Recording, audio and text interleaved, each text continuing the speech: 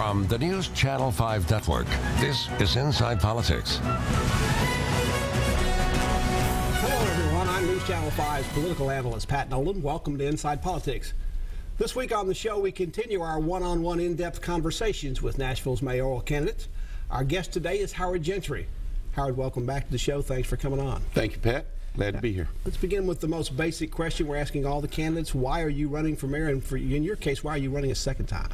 Well, I guess I'm running a second time because I didn't. No, I'm just kidding with that one. But the fact is that I'm really running for mayor because this is about completion. It's not completion as it relates to I didn't win the first time, so let's try it again. But it's completion as it relates to what I believe is most important and what's necessary for this city to be that true it city for everyone.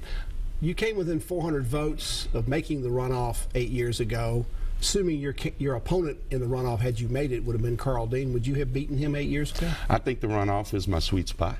And I think the runoff, it was proven when I ran for vice mayor and when I ran for councilman at large. And I think it is my sweet spot. So runoffs are what I look forward to. Of course, I'd rather not have a runoff, but I think that it bodes well for me. Now, you've been quoted in the Tennessean as saying the campaign this time is going better than the first time. Yes. What do you mean? Well, the fact is that in different polls, we are either in first place or second place, according to who's saying it, and we never were at that place last time we ran. We were coming strong, and I know we were coming strong near the end of our campaign, but in this particular campaign, our name recognition is stronger, and our numbers are stronger, and we're just in a good place. Now, you were the last candidate to enter the race when you got in earlier this year. Hasn't that been a bit of a handicap in terms of A, raising money, and B, getting support, particularly in the minority community, because several people who were major leaders in the minority community had already committed to other candidates? Well, you know, the fact is, you've got to determine what a handicap is. The fact is that I've been spending 16 years investing in name recognition and investing in my works in the community politically. So the fact is that people are spending millions of dollars right now to get where I am as it relates to those particular things.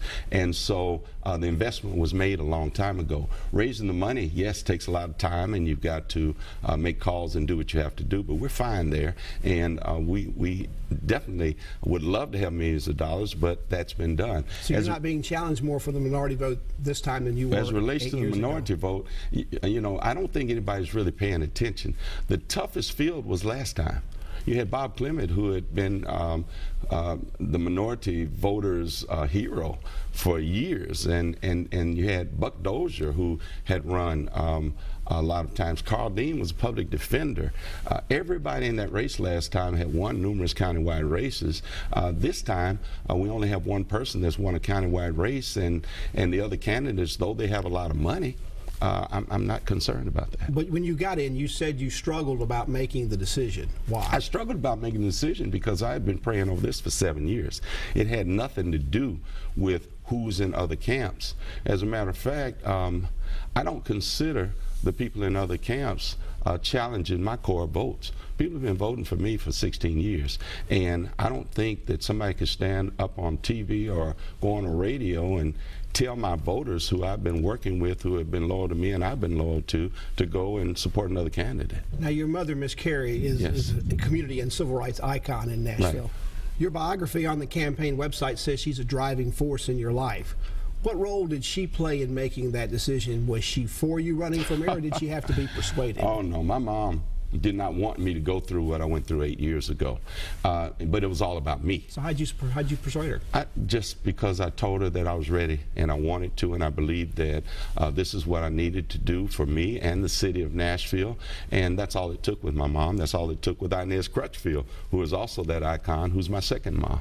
Now, you say you're going to create an office of social equity when you become mayor. What would that be? What would that do? That'll be an office where in every decision we make in Metro, be it development, be it education, whatever it is, there'll be someone at the table that will be there to ensure that all people, all entities are considered, and considered on the front end.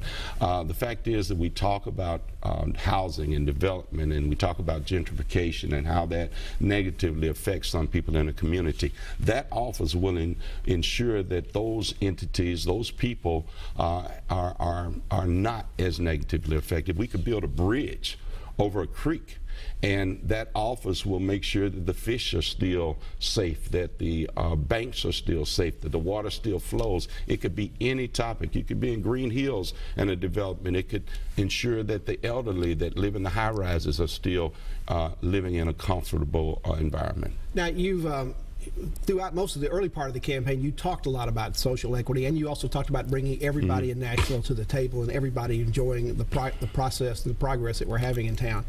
But in the last week or two, you started talking about a rise in violent crime in Nashville. And I think you were quoted as saying, I'm going to be the mayor who attacks that violent crime situation in a way it never has. What do you mean? What I mean is that we're going to attack it with the community. You know, when I said attack, you know, some people thought that I was going to get the police force to come out and just go to work. You know, when it comes to violent crimes, when it comes to murder, when it comes to domestic violence, when it comes to rape, those types of crimes, when the police get there, it's done. The fact is that the community, we as a community need to get out in front of this. We need to sensitize our community.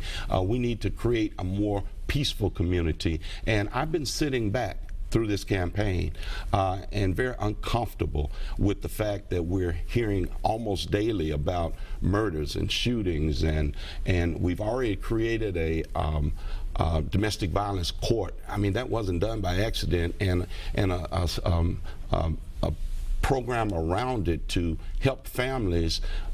The word is out, and the facts show that violent crime is a problem, and that problem needs to be dealt with by the community. Of course, every candidate is concerned about crime, but your opponent's campaign sort of say, well, that doesn't show up. That is a big concern of the public when they've done polling. It doesn't rate nearly as high as affordable housing, education, mass transit.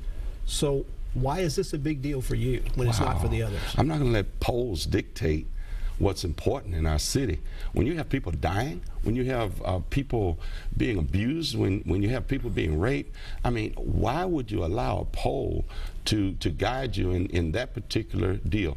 It's about honesty and truthfulness, and to be honest, my poll did not show that, so maybe we're polling in different communities. Now, the Nashville Scene has a story that says that Metro police officials report that as of the end of May, violent crime in Nashville, including murder, rape, aggravated assault, robbery, is down 2.3%, and property crimes such as burglary, larceny, and theft are up less than 1%. So it doesn't seem to be a big problem, and these numbers are also up or down based on historic lows. Well, I've got the police department's numbers too, and that doesn't show that. That's not what it shows? And so I wouldn't be out here talking about it if it showed the same thing. So maybe we're looking at the numbers today.